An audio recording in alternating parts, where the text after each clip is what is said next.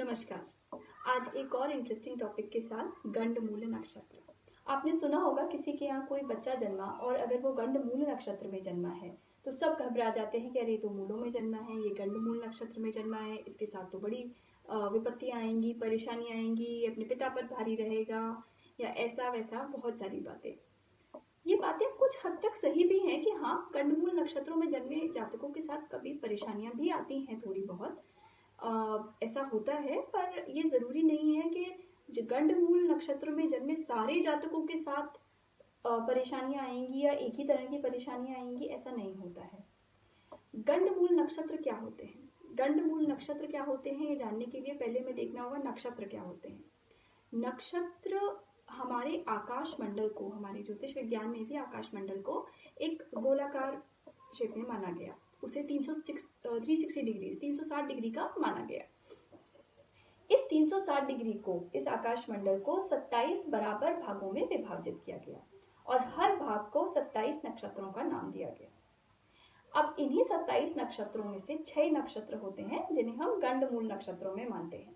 वो हैं आश्लेषा, आश्विन, मघा, मूला, ज्येष्ठा और रेवती। ये 6 नक्षत्र गंडमूल नक्षत्र में माने जाते हैं। ये 6 नक्षत्र गंडमूल नक्षत्र में माने जाते हैं। अब इन नक्षत्रों में ऐसा क्या है कि जिसकी वजह से ये मानते हैं कि इसमें पैदा हुआ जातक थोड़ा जिद्दी होगा, क्रोधी होगा, या उसमें टॉलरेंस नहीं होगी, शॉर्ट टेम्पर्ड होगा, या थोड़ा मुश्किल होगा ऐसे बच्चों के साथ माता पिता को डील करना, या भारी होगा। देखिए क्या है, हमारे ज्योतिष में 12 राशियां हैं। 12 राशियां 4 तत्वों के अंतर्गत अधीन आती हैं, जल, अग्नि, वायु और पृथ्वी।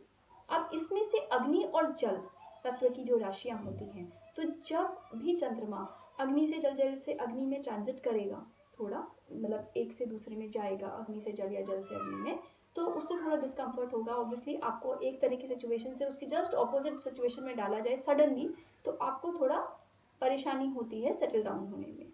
वही यहाँ पर होता है, क्योंकि अग्नि और जल का स्वभाव बिल्कुल अलग होता है, एकदम ऑपोजिट।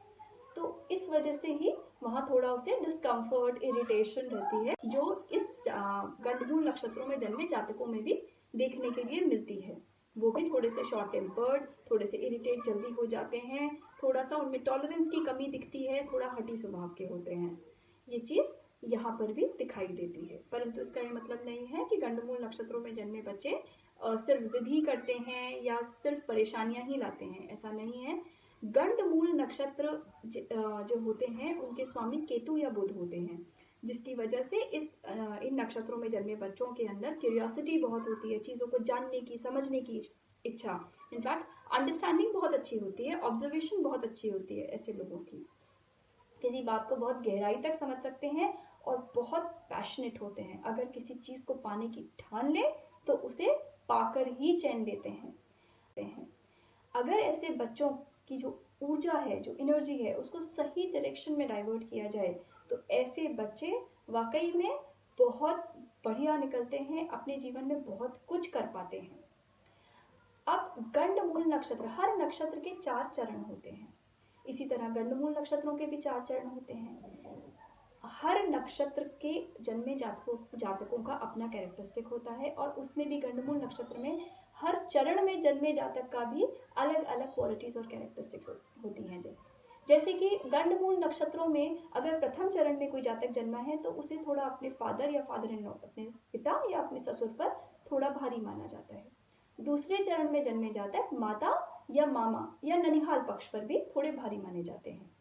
तीसरे चरण में जन्मे जातक अपने माता पिता के धन की हानि कर सकते हैं, मतलब वो नहीं धन की हानि कर सकते, उस पर थोड़ा भारी माने जाते हैं, या अपने खुद भी वो थोड़ा धन को लेकर परेशानियों का सामना कर सकते हैं।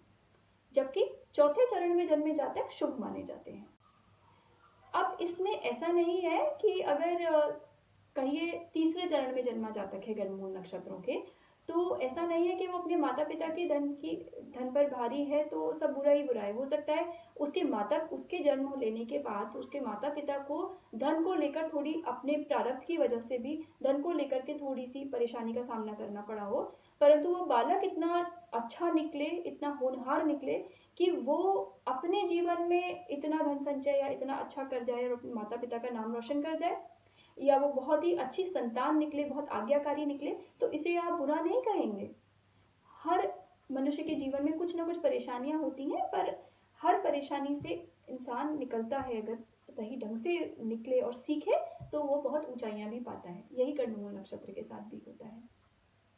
लेकिन हाँ, गंडमूल नक्षत्रों में जन्मे जो जातक होते हैं उनके गंडमूल शांत जरूर करानी चाहिए। मूल शांत कराए जाते हैं, एक पूजन होता है, एक विधि होती है, वह जरूर करानी चाहिए।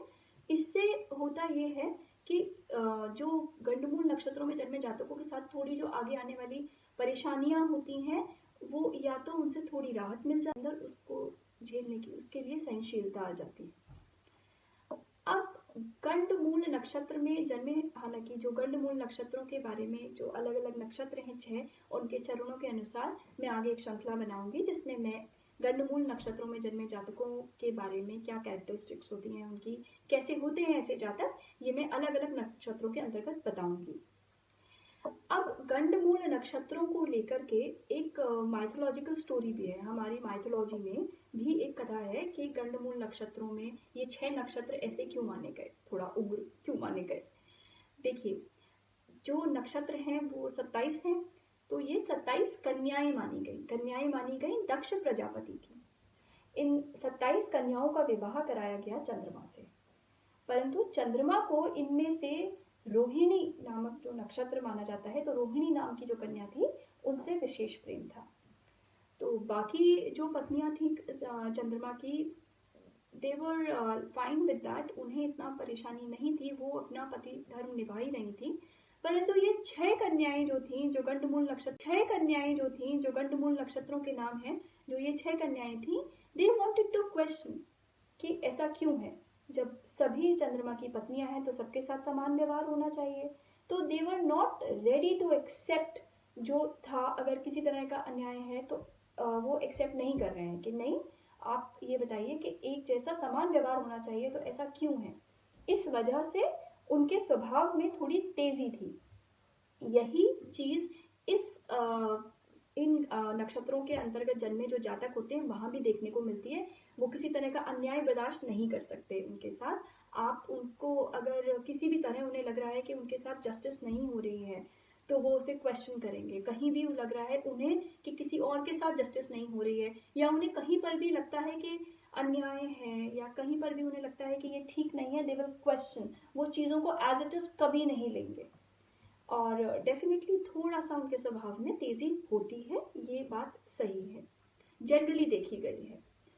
तो ये था गंडमूल नक्षत्र के बारे में एक जनरल जो मैं आपको बताना चाहती थी, जनरल व्यू था उनके बारे में। इसमें स्पेसिफिकली हर नक्षत्र की क्या क्वालिटीज होती हैं, इसको लेकर मैं आगे एक सीरीज बनाऊंगी। Till then stay tuned.